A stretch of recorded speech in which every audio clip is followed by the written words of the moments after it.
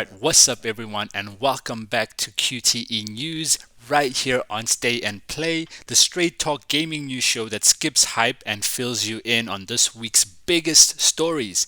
I'm your host, delivering fast facts with just enough flair. Today, we break down the massive PS6 hardware leak, a censorship storm over adult games, and Sony suing Tencent over a Horizon clone. A lot of juicy stuff to go over today, so let's jump in. All right, let's move on to our first news segment. So, rumor bomb dropped. As reported by Moore's Law is dead, AMD architecture leaks suggest Sony's PlayStation 6 codename Orion is targeting a 160 watt power draw. Equipped with 8 Zen 6 cores and between 40 to 48 RDNA 5 compute units clocked above 3 GHz. It's expected to deliver over 3 times the rasterization performance of the base PS5, even with fewer compute units than the PS5 Pro. The new architecture boosts speed per compute unit. Memory, we got GDDR7 at up to 768 gigabits per second bandwidth, putting it in line with RTX class GPUs. Its sibling handheld is dubbed Project Canis, aims to deliver PS5 level gaming on the go. 4 lightly threaded Zen 6C cores, 12 to 20 RDNA 5 CUs, and LPDDR5X memory on a 128-bit bus, yielding roughly half the raster power of a PS5, but still supporting ray tracing, backwards compatibility, touch input, haptic feedback, micro SD, and M.SSD storage. Target launch is 2027 or early 2028. Price is pegged around $400 to $500. Yeah. Insiders also say Sony is pushing devs to support a new PS5 low power mode, or likely a way to prep existing games for PlayStation handheld performance. So what are my thoughts on this? Well, at least the leaks talking about the PS6 having 3 times the rasterization performance over the PS5 with fewer compute units. So remember, this is RDNA 5 compared to the current RDNA 2 that is being used. So performance efficiency gains are much higher with the new technology. Also remember, Sony is working in partnership with AMD, right? Project Amethyst. They are busy co-developing the next generation of technologies that will be used to improve performance, right? Be it frame rates or just graphical fidelity and quality. So even though here on paper the jump doesn't seem as high, right? Remember, the core technologies are different. The hardware technology will be different for both the CPU and the GPU. And we have PSSR that's also being developed in the background, right? That's going to take advantage of this newer technology. The handheld is only about roughly half the raster power of the PS5. Right? But remember, PSSR will be there, FSR4 or FSR5 by that time will be there. And this new console and this new handheld will take advantage of those technologies to improve image quality and performance. So even though it has half the rest of power, it has the technologies that the current PS5 doesn't have that will allow it to push beyond its limits. So yeah, super excited to see how that goes. All right, moving on to our next news topic. Something is boiling in the water over in the indie game space, as Visa, MasterCard, PayPal, and Stripe reportedly pressured Steam and itch.io to delist thousands of adult-orientated games, many from independent developers and the LGBTQ+ creators. According to a report from The Guardian, this follows campaigns by Australian group Collective Shout, claiming these titles violated moral guidelines. The result? Massive takedowns, some games disappearing overnight with no direct communication to developers. Petitions are closing in on 150,000 signatures demanding platforms restore affected titles and calling out payment processors for financial censorship. Even Elon Musk chimed in on X, saying banks shouldn't control what adults play. Developers fear long-term consequences for creative freedom, with some warning that this could push adult content, even non-explicit games, off mainstream platforms entirely. All right? So it turns out the real end boss for devs isn't piracy, it's your credit card company.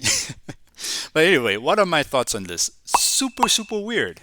Super weird. This I believe. I mean, these financial institutes, like, they're getting money, right? Every time someone wants to purchase an adult orientated game, right?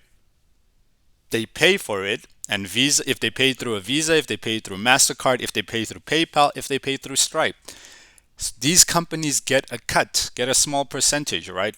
And I mean, it's small, but in the long run, if you have 100,000 people paying, then those things add up, right? Those That little small cut adds up. So it's super strange that these financial institutes would be backing this up, seeing that a lot of these games bring them money. Also, super weird to see them chime in on this. This is nowhere near their, I guess, field of operations, right? So I'm super interested in finding out more about this. How the heck did this Australian group, Collective Shout, have such a strong hold on these companies? So much so that they moved to delist so many games off of the Steam and itch.io platform. So something smells super fishy here for me. Something's fishy, Bart.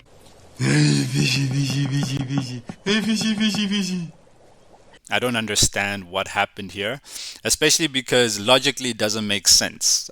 These companies want money. These adult orientated games are giving them money, so why would they remove them? Curious. Getting curiouser and curiouser. But let's see, as more time goes and more information is released, we will surely definitely learn more on this. All right, and moving on to the final news segment for today, the biggest legal bombshell this week. Sony filed a lawsuit against Tencent, accusing their upcoming survival game. I was going to say survival horror. Those two words always go together. So, accusing their upcoming survival game, Light of Motiram, of being a slavish clone of Horizon Zero Dawn and Horizon Forbidden West. The suit, filed in California federal court on July 25th, alleges copied story beats, visuals, marketing, and even character designs. Think red-haired huntress, mechanical beasts, bow-based combat, and so on. Sony claims Tencent had previously pitched a Horizon-branded mobile game to PlayStation in 2024, and they got turned down. PlayStation turned it down, and then Tencent went and allegedly rebranded it into this new title called Light of Motiram.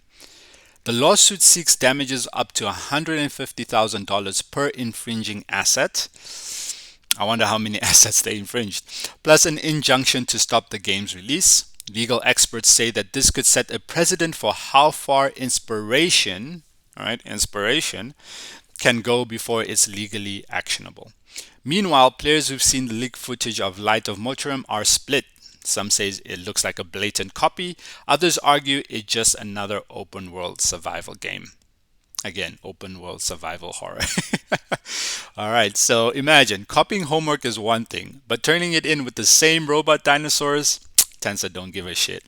All right, so what are the thoughts on this? I'll be playing the trailer for Light of Motiram during the video. And I remember first time seeing the trailer itself, and immediately the first thing that came to mind was Horizon. So very interesting to see that Tencent actually pitched this to Sony, and Sony was like, nah, bruh. Get that weak shit off my track! No, we don't want anything to do with this. And I can understand why, because there's rumors that Guerrilla Games is working on an online version of Horizon. So if Sony already had a team working on something like this, they wouldn't require Tencent to make a mobile version.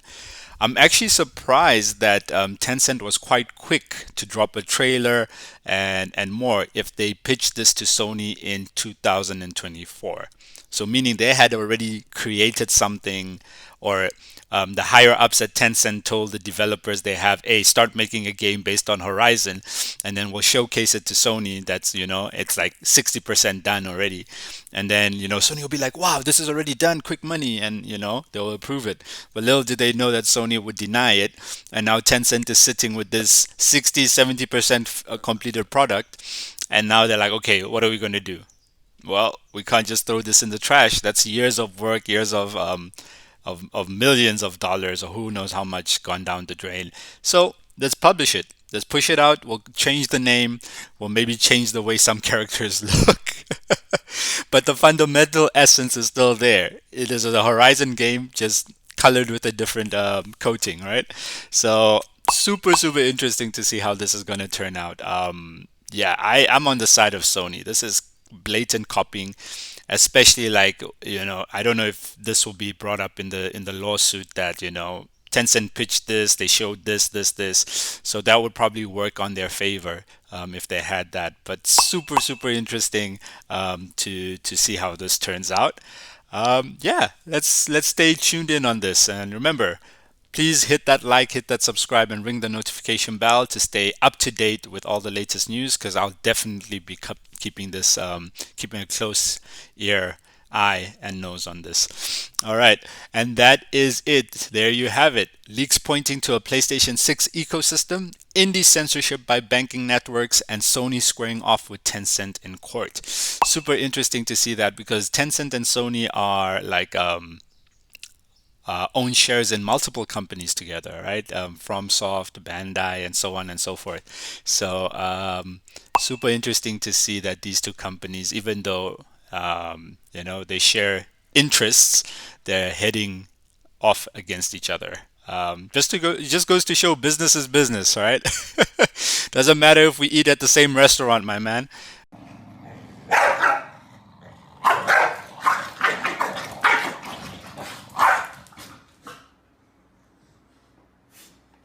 So, which story has you watching? All right, drop your thoughts below. Smash that like if you value news with nuance, and subscribe. Next week, we've got more top line gaming updates without the filler, and I can't wait to share them with you. So, thank you so much for watching, and I'm out. Fishy, fishy, fishy, fishy. Hey, fishy, fishy, fishy.